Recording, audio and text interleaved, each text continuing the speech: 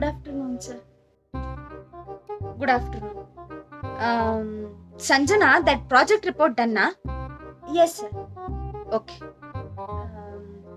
Sir, ನಾನು ಮೇಲ್ send ಮಾಡಿದ್ದೆ about leave. ಎಷ್ಟು ದಿನ? Sir 3 days. From coming Wednesday, Thursday, Friday, sir. Okay. Then you will be available at office on Saturday, right?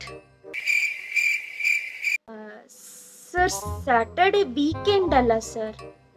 Then you should ask 4 days leave, madam. ನಾನು resource plan ಮಾಡ್ಬೇಕಿಲ್ಲಿ. Sir, then 4 days leave. Then Sunday will be available, right? Sir, that also weekend na sir. Yes, madam. When it comes to leave, weekend consider ಮಾಡ್ಬೇಕಾಗುತ್ತೆ. Then 5 days leave, sir. Monday join ಆಗ್ತೀನಿ. Okay, you can take 3 days leave. Thank you, sir. Then Wednesday, Thursday, Friday alva, sir? No, madam. Friday, Saturday, Sunday. 3 days.